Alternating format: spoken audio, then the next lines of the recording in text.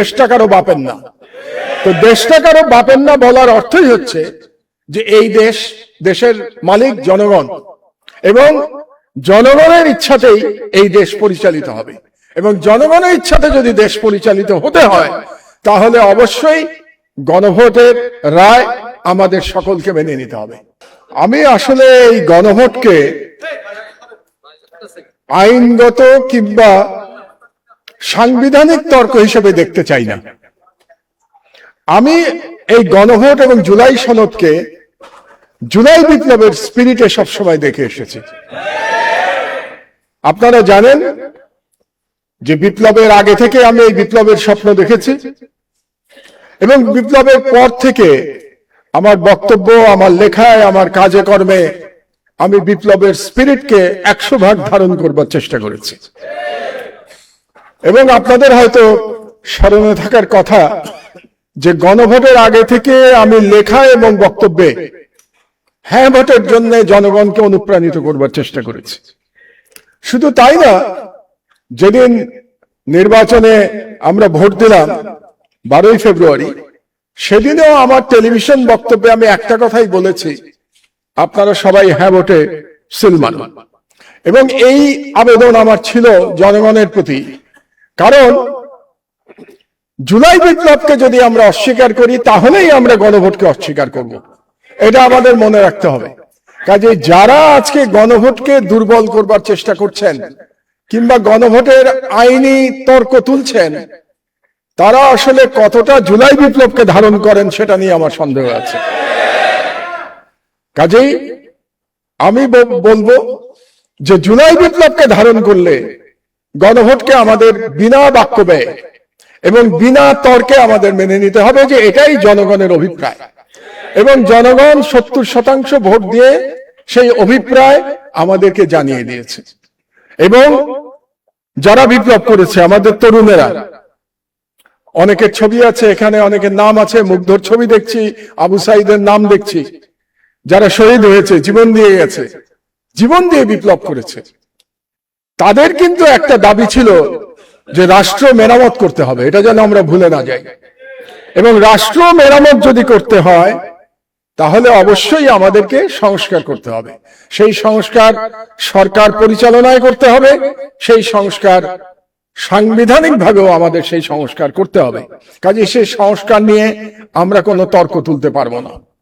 এবং আমাদের যে উপরে যে ফ্যাসিবাদ 16 বছর আমাদের ঘাড়ে চেপে বসেছিল, সেই ফ্যাসিবাদের দুটো চরিত্র ছিল।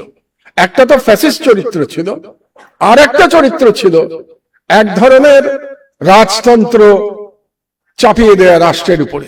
আপনাদের নিশ্চয়ই মনে আছে যে শেখ হাসিনা তার পিতাকে, শেখ মুজিবুর রহমানকে একজন দেবতা হিসেবে আমাদের সামনে তুলে ধরার চেষ্টা করেছিল, এবং সেই দেবতার মাধ্যমে একটা অলিখিত রাজতন্ত্র কায়েম করবার চেষ্টা করেছিল। এবং তার বিরুদ্ধেই আমাদের নাহিদরা, সার্জিসরা বিপ্লব করেছিল। তাদের একটা স্লোগানের কথা আমরা যেন ভুলে না যাই। একটা গুরুত্বপূর্ণ স্লোগান ছিল সেই সময়, একটা স্লোগানের কথা আমরা আজকে শুনেছি, গোলামি না আজাদি, আজাদি আজাদি। আর একটা গুরুত্বপূর্ণ স্লোগান ছিল, দেশটা কারো বাপের না। তো দেশটা কারো বাপের না বলার অর্থই হচ্ছে যে এই দেশের মালিক জনগণ, এবং জনগণের ইচ্ছাতেই এই দেশ পরিচালিত হবে।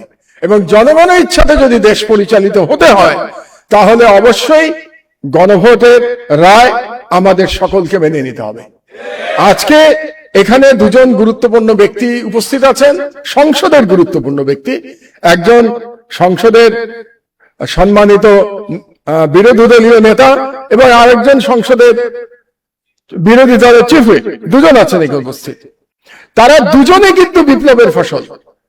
জুলাই বিপ্লব না হলে তারা কিন্তু দুইজন এই পদ পেতেন না। একইভাবে যিনি দেশের প্রধানমন্ত্রী, তিনিও জুলাই বিপ্লবের ফসল। তিনিও দেশের প্রধানমন্ত্রী হতে পারতেন না যদি জুলাই বিপ্লবে আমাদের তরুণরা এভাবে জীবন না দিত। কাজেই আমরা যারা এই জুলাই বিপ্লব নিয়ে প্রশ্ন তুলবো, গণভোট নিয়ে প্রশ্ন তুলবো, তারা আসলে আমাদের শহীদদের অবদানকে অস্বীকার করছি, এই ভুলটা যেন আমরা না করি। আমি বাংলাদেশের তরুণদের ব্যাপারে আশাবাদী। আপনারা জানেন যে মার্কিন যুক্তরাষ্ট্রে এখন একটা আন্দোলন হচ্ছে, যেটাকে তারা নাম দিয়েছে no kings movement. No kings movement মানে হলো প্রেসিডেন্ট ট্রাম্প যে মার্কিন যুক্তরাষ্ট্রে একজন স্বৈরাচারের মতো আচরণ করছেন তার বিরুদ্ধে মার্কিন যুক্তরাষ্ট্রের জনগণ নাগরিকেরা রাস্তায় নেমেছে নো কিংস মুভমেন্ট দিয়ে। আর আমাদের তরুণেরা জুলাই বিপ্লবের মধ্যে কিন্তু রাজতন্ত্র, ভুয়া রাজতন্ত্র খতম করে দিয়েছে। কাজেই আমাদের তরুণদের প্রতি আমার প্রত্যাশা আছে, বাংলাদেশে যেই রাজা হওয়ার চেষ্টা করুক না কেন সেই চেষ্টা ফলপ্রসূ হবে না ইনশাআল্লাহ। আমাদের তরুণরা সেই চেষ্টা কাউকে ফলপ্রসূ হতে দেবে না। কাজেই আমি সকলকে বলবো, সকল রাজনৈতিক দলকে বলবো, সকল রাজনীতিবিদের প্রতি আহ্বান জানাবো যে আপনারা কোন রকম কুতর্ক তৈরি না করে গণভোটের যে জনগণের যে ইচ্ছা প্রতিফলিত হয়েছে সেই ইচ্ছা মেনে নিন, এবং সেই ইচ্ছা মানার যে লড়াই, সেই লড়াইয়ের একটা প্রক্রিয়া হিসেবে আজকের যে সেমিনারের আয়োজন করেছে 11 দল, সেই জন্য 11 দলকে আমি ধন্যবাদ জানাচ্ছি এবং আমাকে এখানে আমন্ত্রণ করবার জন্য ধন্যবাদ জানাচ্ছি। জুলাই বিপ্লবের যে কোনো ইস্যুতে ইনশাআল্লাহ আমি ব্যক্তিগতভাবে এবং আমার পত্রিকা আপনাদের পাশে থাকবে।